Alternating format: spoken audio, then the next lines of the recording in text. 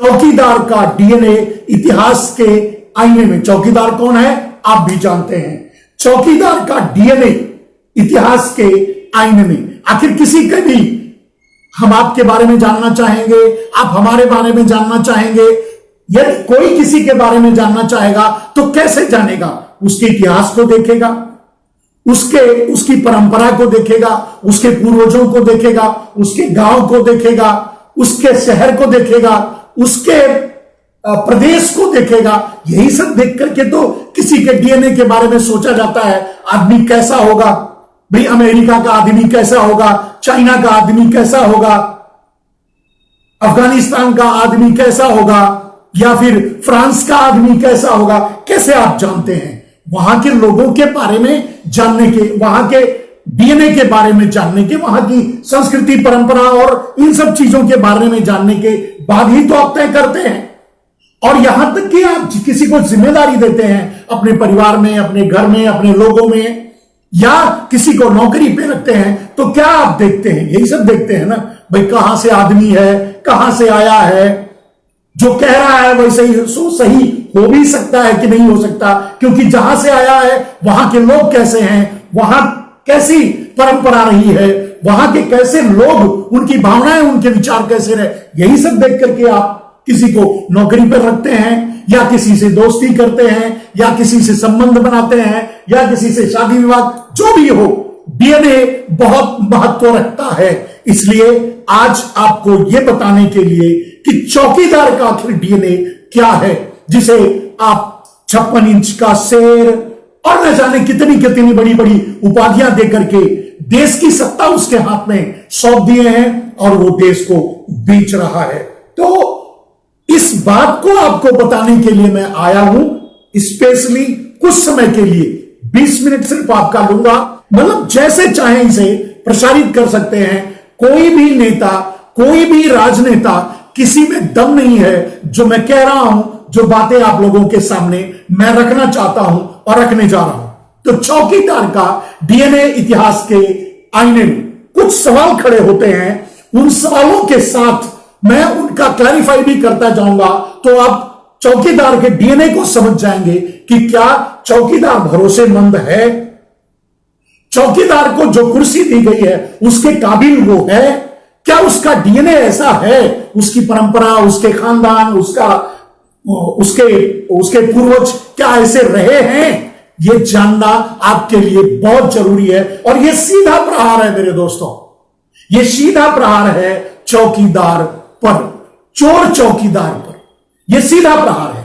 तो इसे आप समझने की कोशिश कीजिएगा। जो मैं कहूंगा उसे इतिहास के पन्नों से आप काट नहीं सकते, क्योंकि यह ऐतिहासिक तथ्य है और यह ऐतिहासिक सत्य है। क्या है? हम मानते हैं दोस्तों, यहां डिप्लोमेटिक बात कहते हुए भी मैं आगे बढ़ना चाहता हूं। यह कह रहा हूं क्योंकि किसी और को बुरा ना लगे। हम मानते हैं कि सारे गुजराती फ्रॉड नहीं है। ध्यान से सुनिएगा, हम मानते हैं कि सारे गुजराती फ्रॉड नहीं है, पर जितने बैंकिंग और फाइनेंशियल फ्रॉड हुए हैं, वेल ऑर्गेनाइज्ड क्राइम हुए हैं मेरे दोस्तों, वो सब के सब गुजरातियों ने किया है। यह भी सच है। तो कैसे आप कह सकते हैं कि 56 इंच का सीना और ये हमारे देश के लिए कुछ करेगा, ये राष्ट्रवादी होगा, ये हिंदुत्ववादी होगा, ये हिंदुओं की मसाल को लेकर के आगे बढ़ेगा। ये आदमी किसी का भी नहीं होगा, क्योंकि इतिहास तो यही कहता है। तो हमने कहा कि हम मानते हैं कि सारे गुजराती फ्रॉड नहीं है, पर जितने बैंकिंग और फाइनेंशियल फ्रॉड हुए हैं वो सारे के सारे गुजरातियों ने किए हैं। यह सच है या नहीं, आप अपने तर्क से इसे साबित कीजिएगा। अगर आपके पास इससे अलग तर्क है, जो मैं कह रहा हूं उससे सहमत नहीं है, तो आप तर्क दीजिएगा। और आप देख लीजिए 1947 के बाद से आपको जितने भी नाम मिलेंगे, केतन पारेख, हर्षद मेहता, शाह और केतन शाह, और फिर मोदी, नीरव मोदी, चौकसी, पता नहीं जो भी जितने भी नाम मिलेंगे वो सारे के सारे गुजरातियों के नाम मिलेंगे जिन्होंने बैंकों से फ्रॉड किया है। आपका, हमारा, आम आदमी का, गरीबों का, किसानों का, मजदूरों का पैसा चुराया है, बैंकों से लूटा है, चोर हैं ये सारे के सारे जितने फ्रॉड हुए हैं, जितनी चोरियां किया है, वो सारे के सारे गुजरातियों ने ही किया है। यह सत्य है, इस सत्य से आप इनकार नहीं कर सकते। और ये मैं ताय ठोक के कह रहा हूं। अब अगर आप में हिम्मत है तो ताय ठोक के इसे शेयर कीजिए, क्योंकि मैं जिम्मेदारी ले रहा हूं। आप पर जहां भी कहीं सवाल उठेगा, आप मुझे सामने कर दीजिए, मैं उसे फेस करने के लिए तैयार हूं। तो हम मानते हैं कि सारे गुजराती फ्रॉड नहीं हैं, पर जितने बैंकिंग और फाइनेंशियल फ्रॉड हुए हैं 90% गुजरातियों ने किया है। इसका प्रमाण भी आगे आगे आपको मिलेगा। मैं और भी बातें जो आपके सामने रखूंगा, उससे आपको पता चलेगा कि यह सही है। जैसे हम मानते हैं कि सारे गुजराती चोर नहीं हैं, ध्यान से सुनिएगा, हम मानते हैं कि सारे गुजराती चोर नहीं हैं, पर 90% काले धन के 90% काले धन के चोर तो गुजराती हैं। काले धन के अगर चोर 90% चोर गुजराती हैं, हम ये मानते हैं कि सारे गुजराती चोर नहीं हैं, लेकिन 90% काले धन के चोर गुजराती हैं, यह भी तो सत्य है। इससे आप इनकार नहीं कर सकते। यह तो इतिहास की में जाने की जरूरत नहीं है, तो वर्तमान में हो रहा है, आप देख लीजिए। इसके कुछ और उदाहरण दे दूंगा, आप मान जाएंगे। और 90% काला धन गुजराती चोरों के पास ही है। जो काला धन जनरेट हुआ है भारत में, गरीबों से लूट करके, मजदूरों से लूट करके, आम आदमी से लूट करके, लोगों को भूखा रख करके जो काला धन जनरेट हुआ है, वो काला धन 90% काला धन गुजराती चोरों के पास है। ये तो सही है, आप आज ही देख लीजिए। अब इसके एक और उदाहरण आपको मैं दूंगा दोस्तों। दूसरा उदाहरण क्या है कि जब 2014 से पहले नरेंद्र मोदी चुनाव के लिए प्रचार कर रहे थे, तो ये कहते थे कि मेरे पास एक लिस्ट है जिसमें सारे चोरों का नाम है, जितने लोगों ने फ्रॉड किया है, जितने लोगों ने काला धन रखा है, सारे चोरों का नाम इनमें है, और मैं सबको जेल भेजूंगा। यह बात नरेंद्र मोदी मंच से कहा करते थे। आपको याद होगा, याद करने की कोशिश कर लीजिए दोस्तों। अब याद करने में और प्रमाण ढूंढने में आपको हिम्मत की जरूरत नहीं है, आराम से ढूंढ सकते हैं, आराम से देख सकते हैं। आप शायद संकोच करें इसे शेयर करने में, लेकिन शेयर करने में संकोच ना करें, क्योंकि आपके ऊपर कोई आरोप नहीं आएगा, क्योंकि सारे आरोप मैं लेने के लिए तैयार, ताल ठोक कर तैयार खड़ा हूं। तो दोस्तों,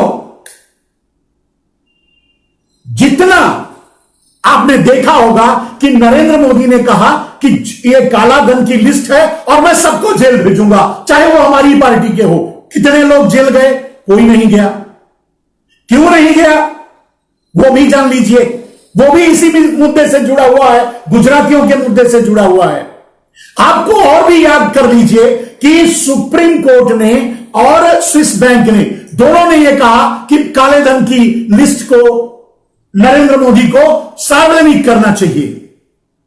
और स्विस बैंक ने भी कहा कि हम भारत को दे दिए हैं लिस्ट, भारत चाहे तो उसको आम आदमी के सामने सार्वजनिक रूप से रख सकता है।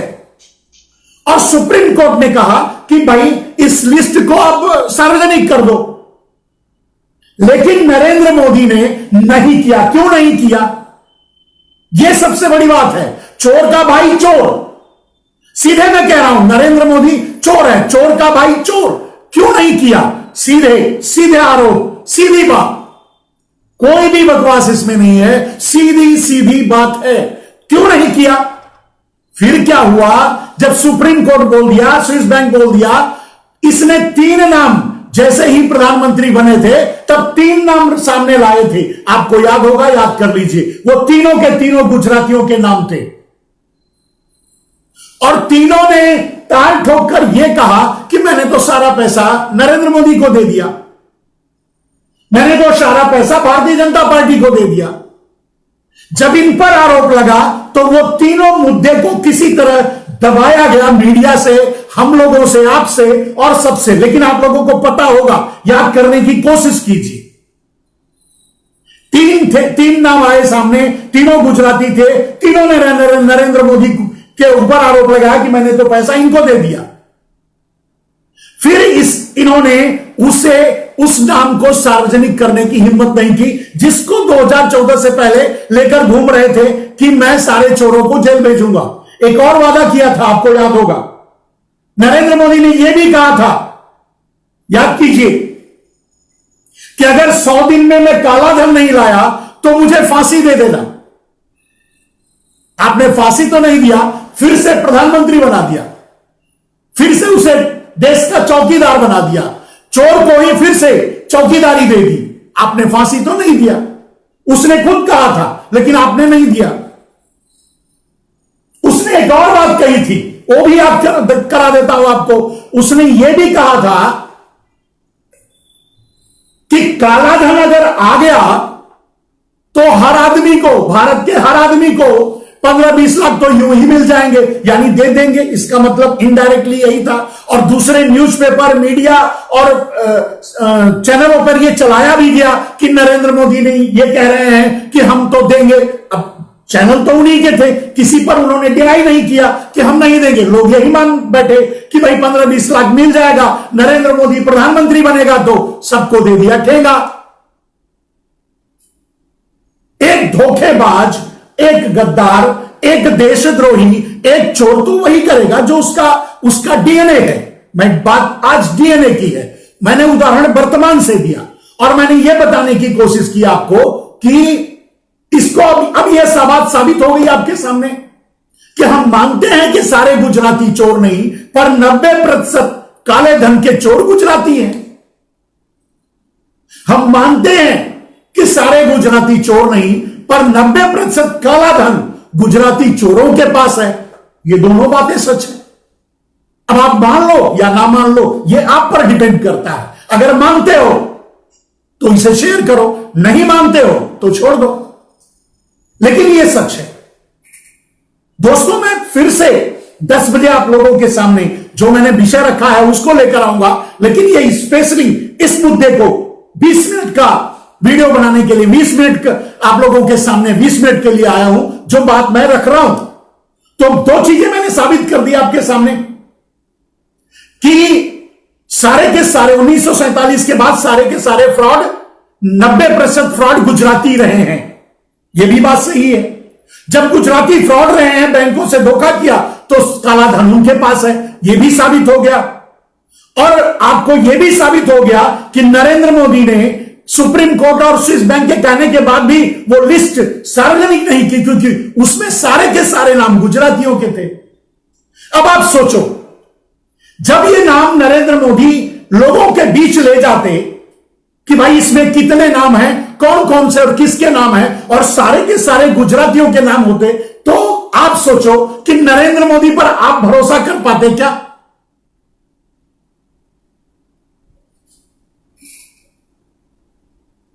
बिल्कुल सही कह रहे हैं श्रीकांत जी, लेकिन इस विषय को मैं बहुत ज्यादा से ज्यादा इस विषय को लोगों तक पहुंचाना चाहता हूं। चलिए, धन्यवाद आपकी सलाह के लिए। अब आगे बढ़िए। तो जब ये दोनों चीजें साबित हो चुकी हैं, दोनों चीजें प्रमाण नरेंद्र मोदी ने ही दिया है, नरेंद्र मोदी ने कहा है और नरेंद्र मोदी ने किया है, दोनों उनके द्वारा ही आप इसे प्रमाणित कर सकते हैं, प्रमाण ले सकते हैं, जानकारी हासिल कर सकते हैं, आपके सामने आएगा, आपको मिल जाएगा। अब आगे बढ़िए। मतलब काला धन 1947 के बाद सारा फ्रॉड इन्होंने किया, 1947 के बाद सारा का सारा काला धन इनके पास है, और इसीलिए नरेंद्र मोदी ने उनके नाम सार्वजनिक नहीं किया। तो आप नरेंद्र मोदी को चोर मानते हैं या चौकीदार? मेरा सवाल यह है। और अगर चौकीदार मानते हैं तो कैसे मानते हैं? वो तो चोर है। हां, चोर चौकीदार जरूर कह सकते हैं।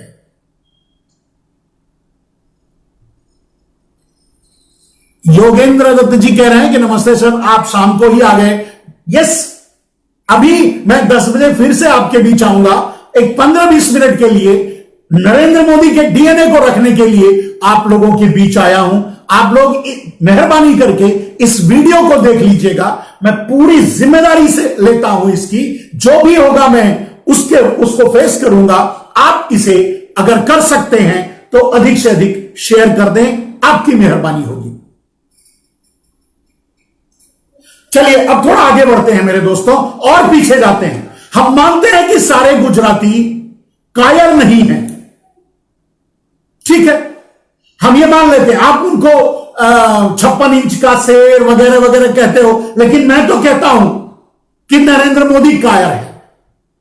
लेकिन उसके अलावा मैं ये भी कहता हूं, हम मानते हैं कि सारे गुजराती कायर नहीं है, पर यह भी सच है कि देश की रक्षा के लिए किसी भी गुजराती ने 1000 साल के इतिहास में आज तक कभी भी हथियार नहीं उठाया है। यानी 1000 साल पीछे अगर आप चले जाएंगे तो 1000 साल में कोई भी महाराणा प्रताप, शिवाजी कोई नहीं मिलेगा। 1000 साल से लेकर के अगर 250 साल अंग्रेजों का भी काल देखेंगे तो आपको कोई भी भगत सिंह, चंद्रशेखर आजाद गुजरात से नहीं मिलेगा। आज जिसका फायदा नरेंद्र मोदी सबसे ज्यादा उठा रहे हैं, हिंदू मुसलमान, मुसलमान हिंदू का, मुसलमान हिंदुओं के साथ मिलकर के कंधे से कंधा मिलाकर के क्रांति की लड़ाई लड़ रहे थे।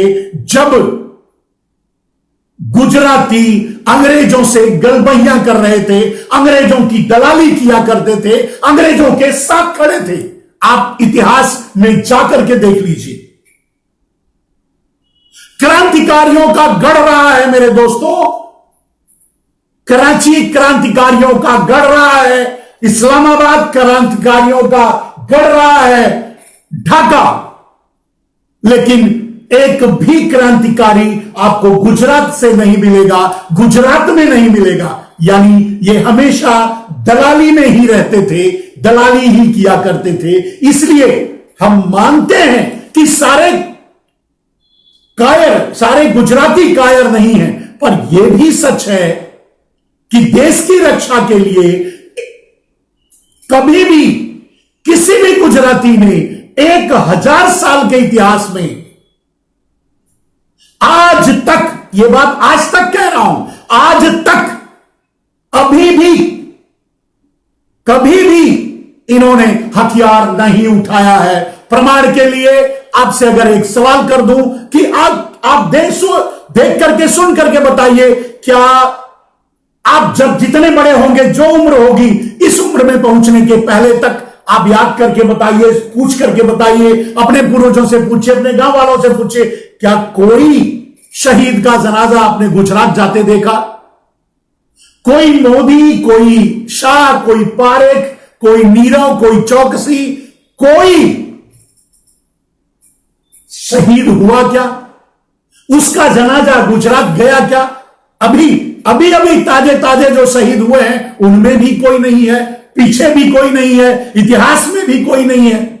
तो हम ये तो मानते हैं कि सारे गुजराती कायर नहीं, पर यह भी सच है कि देश की रक्षा के लिए किसी भी समय गुजरातियों ने 1000 साल के इतिहास में आज तक कभी भी हथियार नहीं उठाया। यह भी सच है।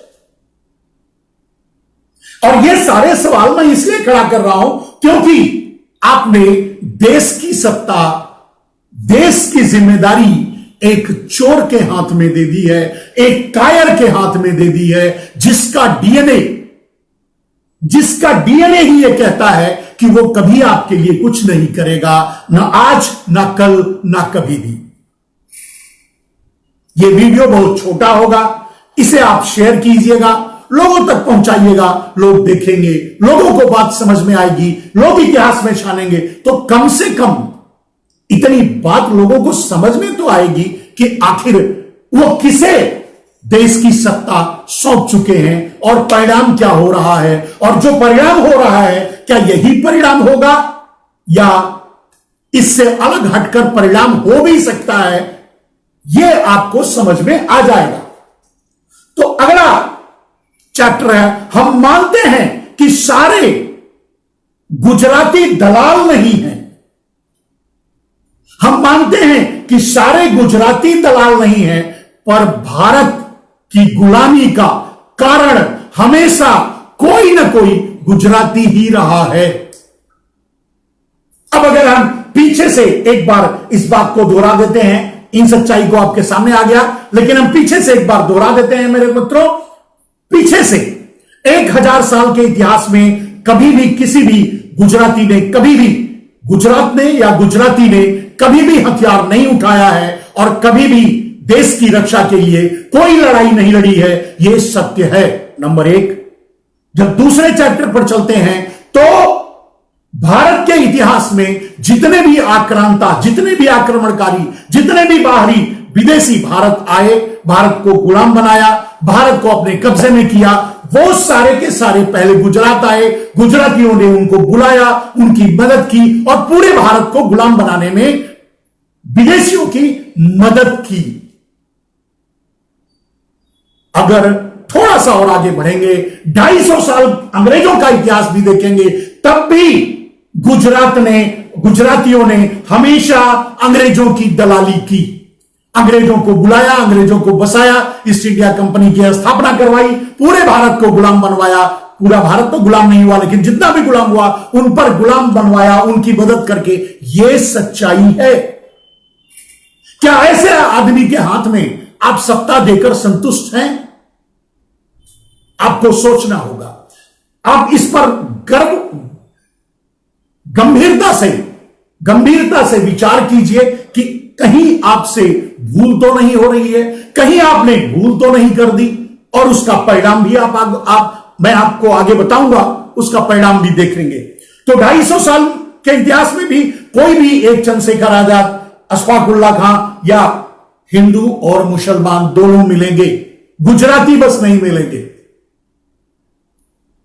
हर संप्रदाय के लोग मिलेंगे जिन्होंने कंधे से कंधा मिला करके भारत को आजाद कराने की लड़ाई लड़ी, लेकिन गुजराती नहीं मिलेंगे।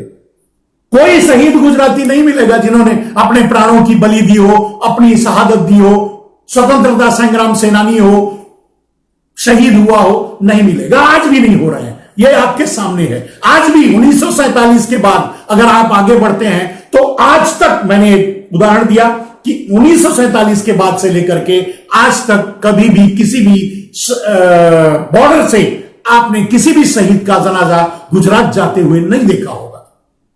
यहां यह भी साबित हो गई। लेकिन अब इसके उल्टा जो सबसे बड़ी बात, जो मैंने शुरू में इस वक्तव्य में कहा कि जितने भी फाइनेंशियल इंस्टीट्यूशनल ऑर्गेनाइज्ड क्राइम हुए हैं वो सारे के सारे गुजरातियों ने किए हैं, और इसीलिए सारा काला धन गुजरातियों के पास है, और इसीलिए नरेंद्र मोदी ने उसे सार्वजनिक नहीं किया, सुप्रीम कोर्ट और स्विस बैंक के कहने के बावजूद भी, क्योंकि चोर हमेशा चोर के साथ खड़ा रहेगा, गुजराती हमेशा गुजराती के साथ खड़ा रहेगा। गुजराती ने, उसने कहा था कि मैं गुजराती हूं, व्यापार मेरे खून में है, वो तो पहले ही आकर के ताल ठोक के कहा था। वैसे भी वो पहले ही अमेरिका, चीन और विदेशी ताकतों के हाथों गुजरात को बेच चुका है, बाकी देश को भी बेच रहा है। आप लोग मौन हैं, हम लोग मौन हैं, हम लोग चुप हैं, आप भी चुप हैं। आगे दूसरी चीज जो मैंने कहा कि जब सारा काला धन, जब सारे फ्रॉड गुजरातियों ने किए तो सारा काला धन भी गुजरातियों के पास था, और इसका प्रमाण आपको आगे मिल गया कि नरेंद्र मोदी ने जो वादा किया था कि मैं सबको जेल पहुंचाऊंगा, नहीं पहुंचाया, क्योंकि वो गुजराती थे। उनका नाम सार्वजनिक करूंगा, वो नहीं किया, क्योंकि वो सारे के सारे गुजराती थे। आप उसे प्राइम मिनिस्टर कैसे बनाते? आप उसे ईमानदार कैसे समझते? अगर ये बात आपको सामने आ जाए या सामने आई होती पहले, तो क्या आप नरेंद्र मोदी को वोट देते? कि सारे चोर अगर गुजराती हैं तो आप नरेंद्र मोदी पर कैसे भरोसा कर लेंगे? एक अकेले नरेंद्र मोदी कैसे आपको कुछ अच्छा कर जाएंगे, जबकि उनके लिए तो बहुत से प्रमाण है कि वो सारे अच्छी मतलब भारत को बेचने का ही काम कर रहे हैं। तो जब इन्होंने इसीलिए, क्योंकि गुजराती सारे चोर गुजराती थे, इसीलिए इन्होंने सार्वजनिक नहीं किया, किसी का नाम सार्वजनिक नहीं किया। अपने उस वादे को भी छोड़ दिया कि काला धन लाएंगे क्या, ये तो 50-50 लेकर के फिर वही बसा वो काला धन जो था वहां ट्रांसफर कर दिए, बल्कि यहां काला धन जो भारत में था वो भी आधा आधा बांट कर ले जाकर स्विस बैंक में रख दिए। आपको पिछले दिन न्यूज आया होगा कि स्विस बैंक में काला धन 50% बढ़ गया। कहां से बढ़ गया? नरेंद्र मोदी ने चोरी किया भारत में और ले जाकर के वहां रख दिया। यह सही बात है। किसी चीज का, किसी बात का अगर आप इसे ये क्या खंडन करना चाहते हैं तो आप खंडन कर सकते हैं।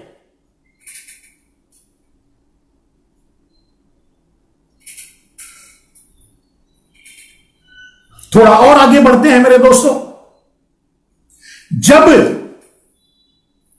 इतना सब कुछ जानने के बाद भी कहीं देश गलती तो नहीं कर रहा है, चौकीदार चोर डीएनए के हाथ में देश की सत्ता को देकर के,